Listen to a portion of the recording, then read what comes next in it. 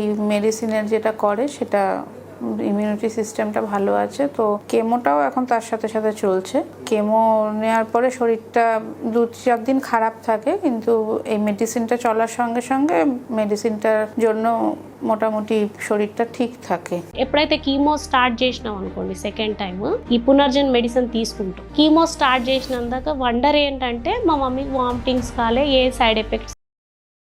এখন আগের থেকে অনেকটাই ভালো আছে, এখন খাওয়া দাওয়া করছে ভালো। হ্যাঁ হ্যাঁ, দুর্বলতার অনেকটাই কমে গিয়েছে। টুকটাক এটা সেটা করতেই থাকে, বসে থাকে না। আমার নাম রোশনা দীপালি, পেশেন্টের নাম মোসাম্মেদ মাজিরা, উনি আমার শাশুড়ি।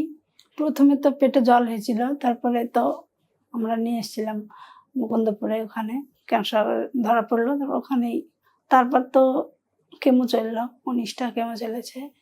19টা কেমো চলার পরে ওনারা অপারেশন করতে বললো, অপারেশন করবেন না পেশেন্ট। তারপরে আমরা এখানকার ঠিকানা পেলাম, এখানে তো ওষুধ খাইলো, 40 দিন 45 দিন ওষুধ খেয়েছে।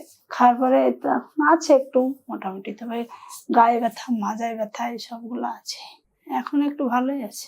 কেমো নেওয়ার পর ওর অসুবিধা হয়নি সেরকম কিছু। কেমো নেওয়ার পরে ভালোই ছিল, ওনারা অপারেশন করতে বললো, ইউটেরাসটা বাদ দিব আমরা, তো পেশেন্ট রাজি না অপারেশন করতে, আর ওনারা অপারেশনের পর ছাড়া ট্রিটমেন্ট করবেন না, তাই বিকল্প এখানে আসা। এখন আগের থেকে অনেকটাই ভালো আছে, এখন খাওয়া দাওয়া করছে ভালো। হ্যাঁ হ্যাঁ, দুর্বলতার অনেকটাই কমে গিয়েছে। টুকটাক এটা সেটা করতেই থাকে, বসে থাকে না একভাবে। রেস্ট নেয়, রেস্টের সময় যখন নেওয়ার দরকার তখন নেয়, কিন্তু যে শুধুই বসে থাকা ওই জিনিসটা করে না। ঘুম হয় মাঝে মধ্যে, কম হয় এরকম। হ্যাঁ, এর আগে রিপোর্ট দেখিয়েছি, পাঠিয়েছি হোয়াটসঅ্যাপে, রিপোর্টও ভালো আছে।